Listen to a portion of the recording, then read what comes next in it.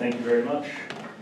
Thanks for the opportunity to speak today. I've owned Corin now for 5 years after I purchased the property from the original owners after it had fallen into a state of disrepair, a long period of decline, and ultimately closure.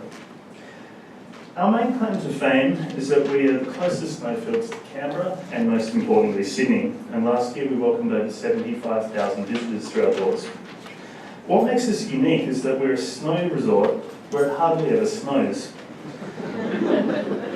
Our snow cover is man-made using snowmaking technology where basically we wait until it's below freezing and we mix water under very high pressure, mix it with compressed air, and if all goes according to plan, we have a fresh cover of snow on the ground. So the topic I've been asked to talk about today is homegrown and how Canberra has shaped our business. I myself have lived in Canberra for over 30 years, and it was a desire to preserve a bit of the past and do something completely different that motivated me to dive headfirst into the world of ski resorts. Canberra has grown into a very cosmopolitan city in recent times with some amazing developments, but I fear it's come at a cost of what actually separates us from other cities. Canberra is referred to as the bush capital, so you can imagine my surprise at noting that we are the only privately owned nature-based tourism operation within the territory. Here are some memories from Canberra from when I was little. The Cotter, the Mount Franklin Chalet, the Civic Pride of Woden, and the Birdman Rally, all these things that are no longer. And things that remind me of a very different place to now. To me, Corin Forest was an opportunity to preserve a piece of that era. Perhaps a Canberra that was more inward focused, concentrating on itself rather than projecting a brand to the rest of the world, and one that appeared to be more grassroots driven. So a bit about our journey. There's nothing new about the idea, it's the same idea that they tried to get off the ground in 1983. We've approached it a bit differently and this method has paid off. The original developments took place in the 1980s with some very big thinking which called for tens of millions of dollars of investment that ultimately never materialised.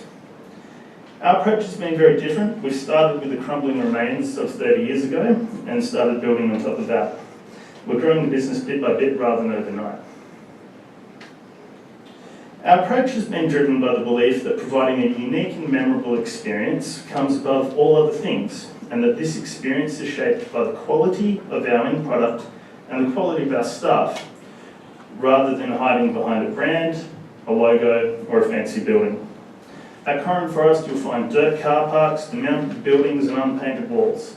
But you'll also find $1.5 million of state-of-the-art snowmaking technology and some of the most enthusiastic staff you'll ever meet. We are very unique in the market. We've put our money where it counts, and the results speak for themselves.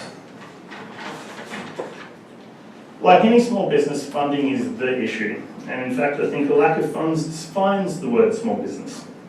I tried to restart a ski resort where it doesn't snow 20 years after the original one had failed. Somehow I put up a convincing case to a reasonable banker. No sooner did I do that than he then left the bank, and no one else ever since has shared his optimism. And access to funding has been difficult, if not impossible. I've had to reinvest all the money we've earned over the last 5 years, as we've not been able to raise any further debt. As much as this situation frustrates me to no end, it really focuses you on what is important and challenges your conceptions of what's possible. Despite the optimism from local government, there are significant amounts of red tape and huge associated costs, let alone any real incentives to actually invest or employ people. Would I do this all over again? Yes. Would I recommend it to other people? Definitely not. In conclusion, I'd like to say that if I was trying to develop Corin Forest today as a greenfields development, it would sadly never get off the ground, for reasons including environmentalism, an unfriendly regulatory climate, and most importantly, the cost of land. It seems now that you don't hear the word development without also hearing the words multi-storey residential and the names of a select few large development companies. I would like to live in a Canberra that has a greater appetite for small business investment, a Canberra that would be open enough to to allow an idea just as bold and as crazy as building a ski resort in our own backyard to get off the ground once more. Thank you very much.